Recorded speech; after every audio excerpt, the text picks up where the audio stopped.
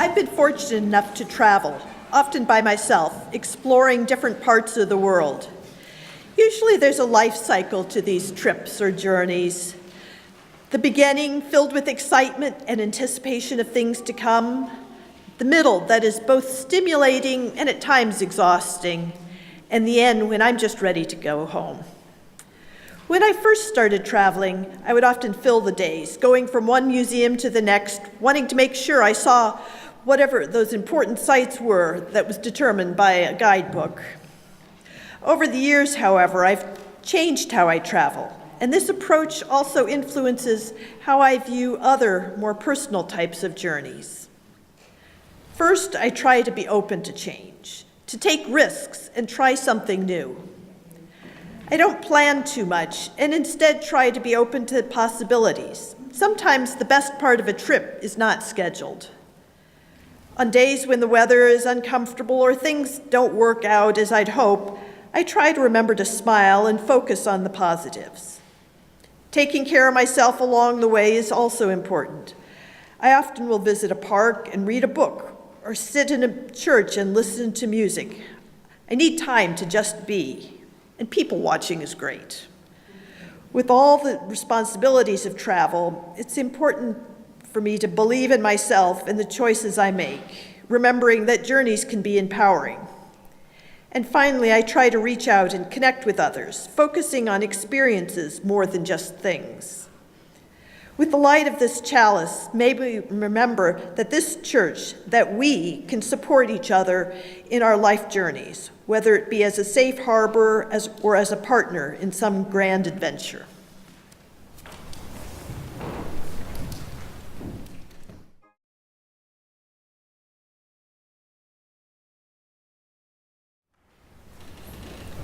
Aristotle by Billy Collins. This is the beginning.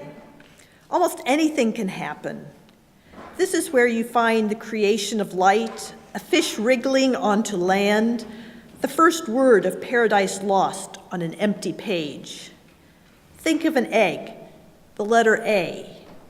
This is the very beginning. The first person narrator introduces himself, tells us about his lineage. The mezzo-soprano stands in the wings. Here the climbers are studying a map or pulling on their long woolen socks. This is early on, years before the ark, dawn. The profile of an animal is being smeared onto the wall of a cave, and you have not yet learned to crawl. This is the opening, the gambit, a pawn moving forward an inch. This is the first part, where the wheels begin to turn, where the elevator begins its ascent before the doors lurch apart. This is the middle. Things have had time to get complicated, messy really. Nothing is simple anymore. Cities have sprouted up along the rivers, teeming with people at cross purposes. A million schemes, a million wild looks. Disappointment unshoulders his knapsack, here and pitches his ragged tent. This is the sticky part where the plot congeals, where the action suddenly reverses or swerves off in an outrageous direction. Here the aria rises to a pitch, a song of betrayal salted with revenge. And the climbing party is stuck on a ledge halfway up the mountain. This is the bridge, the painful modulation. This is the thick of things. So much is crowded into the middle, the guitars of Spain, piles of ripe avocados, Russian uniforms, noisy parties, lakeside kisses, arguments heard through a wall. Too much to name, too much to think about. And this is the end. The car running out of road, the river losing its name in an ocean, the long nose of the photographed horse touching the white electronic line. This is the colophon, the last elephant in the parade, the empty wheelchair, and pigeons floating down in the evening. Here the stage is littered with bodies, The narrator leads the characters to their cells, and the climbers are in their graves. It is me hitting the period and you closing the book. It is Sylvia Plath in the kitchen and St. Clement with an anchor around his neck. This is the final bit, thinning away to nothing.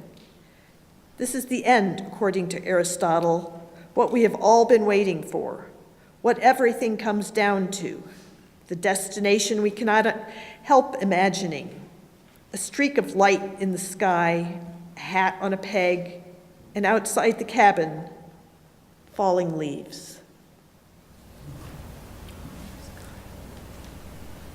Detour by Ruth Feldman. I took a long time getting here, much of it wasted on wrong turns, back roads riddled by ruts. I had adventures I would have never have known if I proceeded as the crow flies. Superhighways are so sure of where they are going, they arrive too soon. A straight line isn't always the shortest distance between two people. Sometimes I act as though I'm heading somewhere else, while, imperceptibly, I narrow the gap between you and me.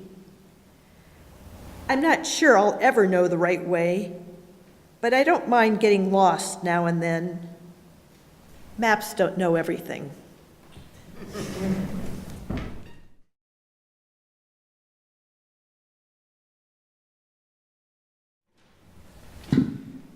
It was supposed to be a beautiful journey, a road winding on the spectacular cliffs along the water, then through towering and majestic forests to the other side. In fact, it was lovely, stunning, really, this famous road to Hana in Hawaii. But it's famous for a few reasons. In part, its beautiful and scenic views, and in part, its long and winding and switchbacky road. Toward the end of this journey, both travelers, at least this time, were getting, just a bit motion sick, and gladly stopped for some lunch, which was very mediocre, before taking the final, thank God, more direct, straight, freeway route back to the starting point. So they took their break, and they got their bearings, and they recalibrated their balance and their equilibrium, and were just now ready to find the courage to get back in the car and go. It was just a short ways to go. So about 1 mile later, at a point where you could see the freeway and the big road just up ahead, there was a simple sign and a simple makeshift barricade of logs that just said, "Road closed." What in God's name has happened? No reason why, no warning beforehand, like all the signs in the Midwest, like you've got 10 miles till you need to exit, 5 miles, right? We had all those, there's none of that. No detour sign, no alternate route. There was only one option: go back from whence you came, through all the thousands upon thousands of switchbacks. Don't get me wrong, the way back was still beautiful in some ways. There was breathtaking views, but sometimes being in a constant state of journey can not only be a little disorienting, it can deteriorate your health, and it can deteriorate your lunch. I remember first seeing this phrase on a bumper sticker at the Coffee Hag in Mankato many years ago: "Not all who wander are lost." Maybe you've seen that too. I love that phrase. It celebrates change and journey, an aversion to stagnation or staleness in life or in spirituality. And I think it's true, especially in a religion like ours. We believe that wisdom itself and truth and love and justice wander in some ways. They weave through like a thread, going through different teachers and traditions and texts. Inspiration and truth and wisdom wander through ancient scriptures and modern science and the natural world and personal experience to give us some fabric, ultimately, that holds us, to make meaning of this life. But I think it's important to be hesitant of being in a constant state of journey, to always be embarking on some new adventure, to always be wandering or going someplace new, of leaving the familiar behind. Sometimes that's good, but I fear in religious liberalism we make an idol out of journeying.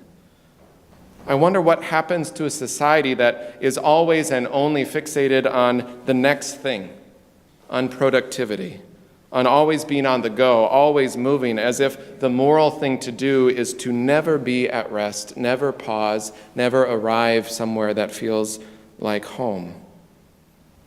I think that can happen to a soul in a spiritual life too. It can, not always, can. Still options here. We're still religiously liberal here, right? But this can drain or disorient the heart, to never arrive anywhere, to always be searching for something different or something new. Sometimes that can become never finding any place to land, to arrive, to feel like home. Like anything, the spiritual life has to find some balance between the always new and the tried and true ancient ways. And I wonder, which isn't necessarily a popular thing in modern religious liberal culture these days, I wonder if we need to be both spiritual and religious. Let me explain this a little bit. Spiritual comes from the same roots for the word of inspire, inspiration, and conspire, like breath. A spiritual life is that which gives your soul life and breath and fresh air in life. And religion, which often gets a bad rap, sometimes for good reason, comes from the same roots as religare, or ligament, something that binds together, doesn't constrict. But a religious life is something that connects you to others, connects you to the wider world, reminding you that your soul is connected to something beyond just yourself, to love and justice and beauty and hope. It's about community. Spirituality is about the inner life of the soul, and religion is about doing it in community. To be spiritual and religious is to remember that it is good to journey often, and it is good also to have some place, some people, some practice to rest and to pause in, some place to call home, so that the journey doesn't just keep on going to the point of depletion. It's good to have a beginning, a middle, and an end to a journey.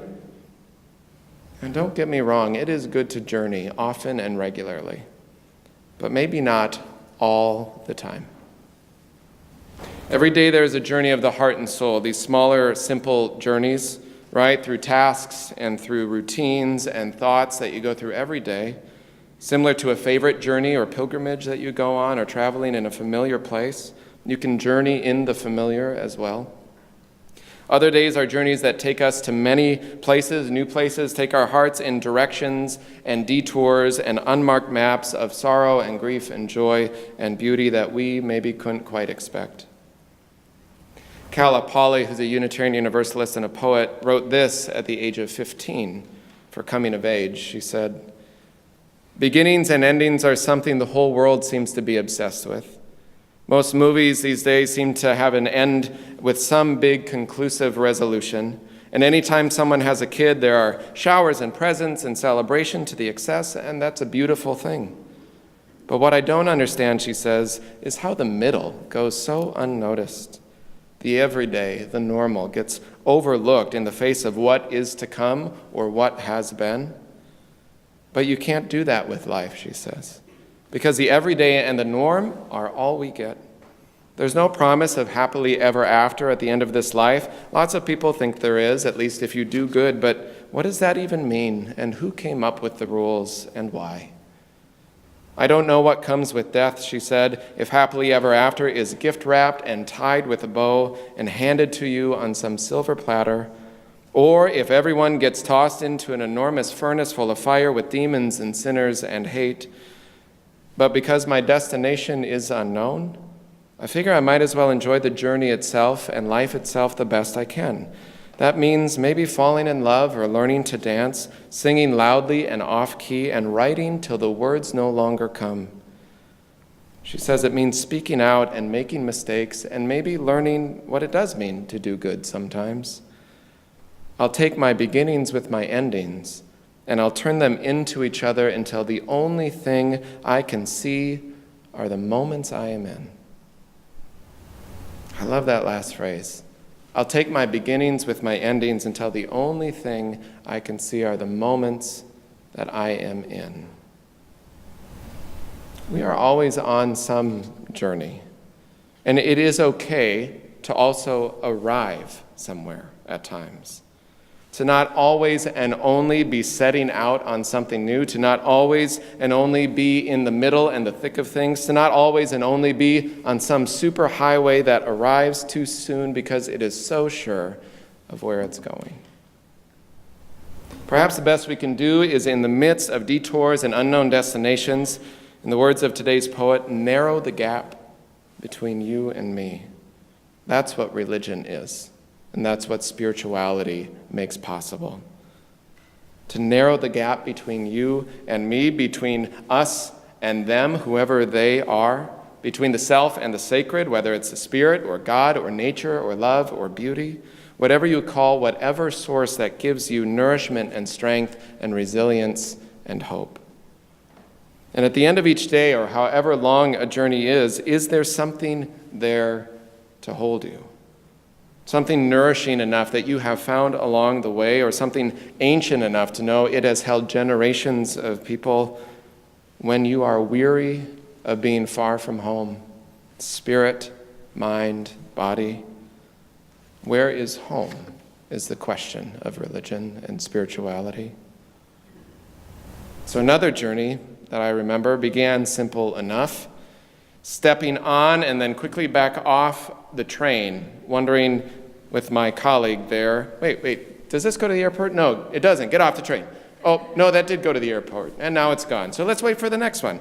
So we did, and we got back on, and we went through this confusing little pilgrimage of trying to find our way. And we made our flight, our first one, my colleague and I, traveling together to Selma, Alabama for the anniversary of the march. But our moments of confusion didn't stop there.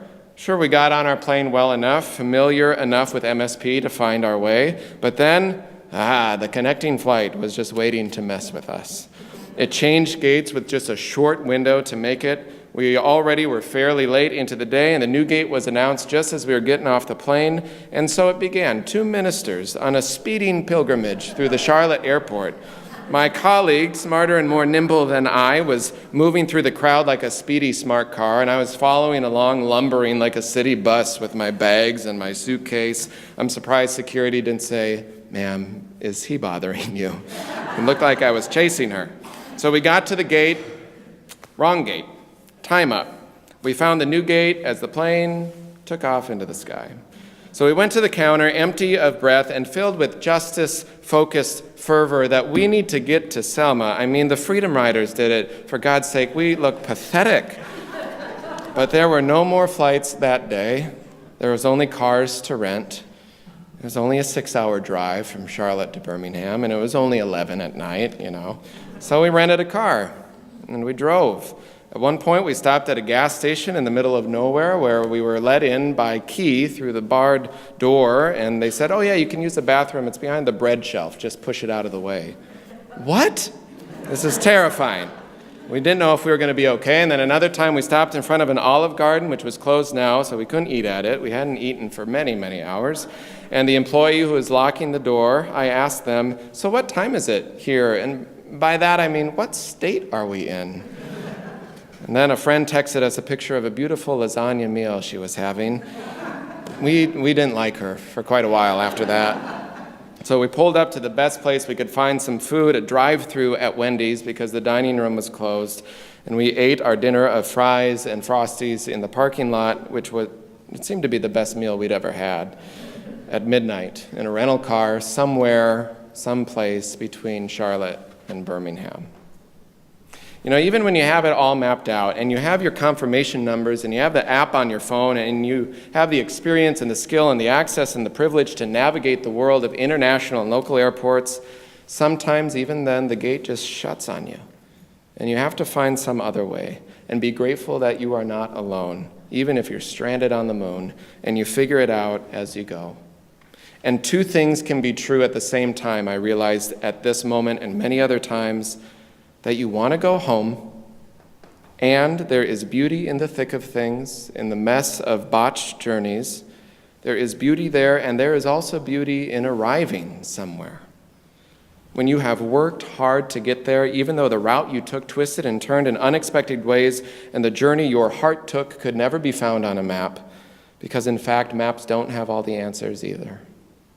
Sometimes, if you're lucky, you arrive somewhere and you land, or somehow you find the ground beneath you that is sturdy enough, worth all the twists and turns and detours and unmarked paths, and you arrive as a pilgrim on some sacred ground, which is all ground, but some especially sacred ground at a particular time or place or moment filled with story and history and struggle and hope, and you march across the Edmund Pettus Bridge with thousands of your newfound family and kindred, whose names you do not know and whose names you will never know, because you know that this way was opened by thousands before you whose struggle was much harder than missing your flight, than renting a car. And remembering that they were trying to arrive somewhere, not just journey across that bridge, they were trying to arrive on the other side. Sometimes arriving is the point of some journeys. You have to cross that threshold sometimes. And we were met on the other side of this bridge, similar in the 1960s, by a line of Alabama state troopers. But this time, they were African American women. And they paved that way open and said, "Welcome to the People's Road. Everyone is welcome here." There are some journeys that are so strenuous, like across the Edmund Pettus Bridge in the 1960s, or the journey from Bloody Sunday to the Civil Rights Act, with so much accomplished and still so much left to do. There are some journeys so draining that you need some serious practice and some serious companions to regain your strength and to rest and connect with something beyond yourself that lends you the hope and the resilience and the strength you need to do what you need to do. I think we have something to learn from the spirituality that rooted that movement. Reverend Dr. Martin Luther King Jr. would often end meetings, mass meetings, or gatherings with leaders in the civil rights movement by singing, "Precious Lord, take my hand." Because sometimes, you know what? No matter how much you like to journey, no matter how much you practice pilgrimage as a constant reality, sometimes you need something, someone, someplace to take your hand, because you are tired and weary and worn. Whether you call that God or goddess or spirit or beloved community, precious Lord or sacred earth or eternal love. Because sometimes the journeys we are on are not all unicorns and glitter and rainbows. They make us tired and weary and worn. And we need something other than our own strength. We need kindred and companions to lead us on to some light and hope that is still out there, through the storm and through the night, whatever it is. Where have you found a place to rest along the way? What is the who and the where and the how of how your soul finds home and nourishment, where you can regain your balance and take a break from a constant journey, because sometimes it's just too tiring, so that you can take your beginnings with your endings and you put them into the place where the only things you know and care about are the moments you are in. The hymn is precious.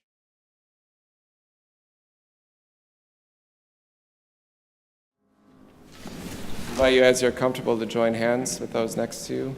Place your hand on your heart and breathe deep the breath of life. It's good to journey. And when the way is weary and worn and your soul is dirt tired, there are hands that you can reach that are ancient and that are right next to you to hold you for whatever you need to do next and to give you the hope and strength to do it. May it be so. Amen.